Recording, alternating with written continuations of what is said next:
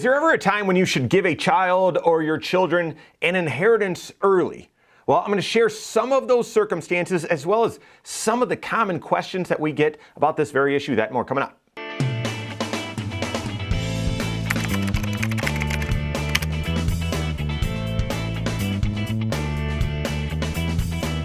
My name is Mike Bernard, I'm the host of the Wise Money Show. I'm also one of the certified financial planners right here at Korhorn Financial Group. Make sure you hit that subscribe button, turn on notifications, and smash that thumbs up button. Is there ever a time when you should give an inheritance early, either some or a large portion? It sounds crazy on the surface, and it sounds like you're spoiling a child, or that if they would even suggest such a thing, that they're trying to spoil themselves or take advantage of the situation. So obviously, it just sounds bad. And yet, we do get this question a lot. It doesn't sound like this, hey, should I give an inheritance early? It sounds more like, should I help my kids out by paying off their credit card debt? Should I help my kids out by helping my grandkids with their college education? Or should I help, or could I help with them buying a new car? Or my child or grandchild is in a financial bind, I could be a solution, should I help? And those are, while more common, they're sort of different sides of the same coin, different versions of this same question. And you want to be working with your certified financial planner before you explore any of those questions and answers, right? Because you first need to know whether it's directly giving an inheritance early or whether it's helping out when a loved one is in a bind. You need to know where you stand financially. Even if you say, I'm doing it anyway, it's my heart's desire, I want to help. You need to know where you stand financially so that you can determine, well, is there a trade-off with this? How would you do it from a tax-efficient way or being as tax mindful as possible?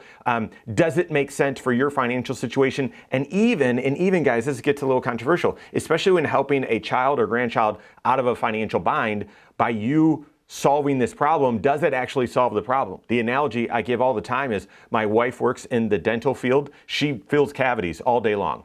Is she actually helping fix the problem? Well, if the cavity is caused by bad hygiene, filling a cavity itself doesn't actually fix the problem. It solves the temporary evidence of the problem, but really there's still the problem that needs to be fixed. And sometimes when you're saying, I want to help out kids pay off credit cards or whatever, there's an underlying problem that you've got to root out. And anyway, your CFP can help you know where you stand and help you figure out and answer however you would phrase this question, should you give an inheritance early? So that's the disclaimer. You need to know where you stand with your financial plan, all 6 areas: your cash flow, your tax picture, your investments, of course, and retirement projection and plan that it's on track and you have high confidence, your estate plan as well. You need to have clarity with all of that. But yes, there are some circumstances, some unique circumstances, where it may make sense to give an inheritance early or start a giving plan and not just have the dollars pass on to the next generation when you pass away. First, and I already sort of mentioned it because this is the most common sort of phrasing of this question that we get. Yeah, it may make sense to help a child with some of life's major expenses. These are things like a down payment on a house. I truly wonder, guys, we will see, I don't know, but with housing affordability and where starting salaries are and interest rates and all of that, I wonder if we're going to go through a time period where it's going to be more common for one generation to help with the down payment of a house for the next generation.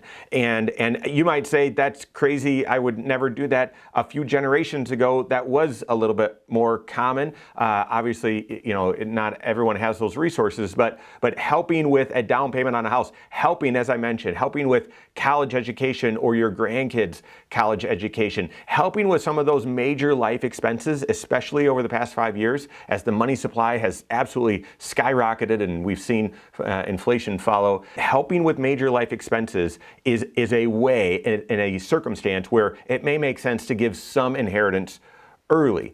I hear this from people all the time as they say, I want to see my kids or grandkids, I want to see them enjoy the money, not just get a large check when I pass away. And again, knowing where you stand financially and working with your certified financial planner to figure out if that's something you can afford to do, how you would do it from the most tax efficient and appropriate way, and ensure that they are getting the blessing along with the gift. Yeah, so that's one circumstance. Second circumstance is taking advantage of gift tax exclusions. Gift tax exclusions. So if you are in a situation where it's possible you may be subject to federal estate tax when you pass away, that your estate right now, it's got to be over almost $14 million, and double that if you are married and claim that extension of when your spouse passes away. So we're talking very, very, very large numbers. However, they could bring those limits back down.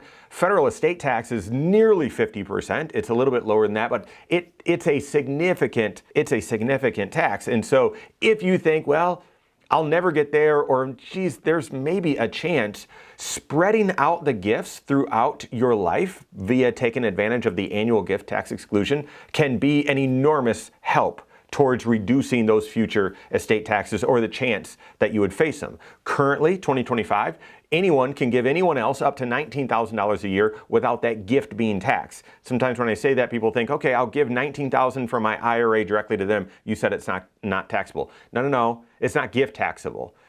Pulling money out of an IRA, there is income taxes with that. So you need to be aware of it. But you don't need to report that. It's an annual gift tax exclusion. If you give $19,000 to someone else, you don't even need to tell anyone. It's theirs, without any gift tax burden. There's gift splitting, where if you're giving it to your son and your son's married, you can give $19,000 to each of them, so $38,000. And then if you are married, you both can give $19,000 to them both. So we're getting to pretty high dollar amounts before it even needs to register and would be something that would need to be claimed. Not only does this help spread out that giving throughout someone's life, it can help accomplish number one, because you would help them with some of life's major expenses. It also helps if you are unsure of the financial stewardship or the financial responsibility that your child or grandchild has, by giving smaller gifts along the way before they receive a potentially large inheritance.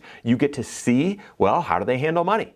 And if they're not in a financial situation where they've got a lot of money to handle, this gets them some practice, right? And it also, I'm a firm believer that a gift is a gift. You shouldn't say, well, here's a gift and now you must do what I say. But a gift during your lifetime, you get to influence and say, hey, we're going to give you $19,000. We can put it right on the mortgage. We could put it right into the Roth IRA. We can put it right in something like that. So you get a little bit potentially of voice into saying, hey, here's what I would do, helping them be financially responsible and a good steward, preparing them that if there is a very large gift, getting them ready to be a good steward and be responsible with a larger inheritance out there in the future. So second reason is taking advantage of the annual gift tax exclusion, $19,000 a year. And then the third circumstance that I'll hit right here, there's more than this, but the third circumstance to possibly give an inheritance early is for tax planning, both your own tax planning, but also the next generation's tax planning. So i.e. multi-generational tax planning. Consider this, that you have some dollars outside of a IRA or Roth IRA, but you've already, again, the disclaimer, you've already done your financial planning, you know where you stand financially, and you feel confident that you're not going to spend all this money in your lifetime, that there will be an inheritance to the kids.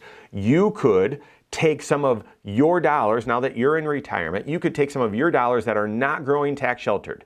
Every single year, the interest or capital gains are landing on your tax return and you've got to report them. You could start giving those dollars to your child, and your child could use those dollars to contribute to their Roth IRA. All of a sudden, multi-generationally, you've got dollars that were causing taxes on your return that go to your child and go into a tax-free account, a tax-sheltered account. That otherwise, as a family, that would have continued to grow on your balance sheet, continue to cause taxes on your tax return, and then someday would have gone to your kids, and then who knows what they would have done, and if they were in retirement, they wouldn't have been able to contribute to a Roth IRA either. So that's just one quick example of looking multi-generationally at tax planning. That can be another reason why it may make sense to give some inheritance early throughout your lifetime as opposed to a large amount at your passing. We do a lot of multi-generational planning, both estate planning and tax planning, like I mentioned, looking at all 6 areas of your financial life, your kids as well, with your goals, your heart, your intentions in mind, and figuring out, well, how can we efficiently craft a strategy that accomplishes your goals, doesn't create unintended consequences, and is very efficient from a tax and estate standpoint. There are, in some unique circumstances, are some situations where you may want to do an inheritance early. Doesn't apply to everyone, certainly not, but may be appropriate for some. Work with your certified financial planner on that. If you don't have a CFP on your team, you can contact one on my team. Find us online, Korhorn.com, that's Korhorn with K, wisemoneyshow.com, you can find us there as well, or give us a call, 574-247-5898. All right, there you have it. Go out and take your next wise step in your financial life.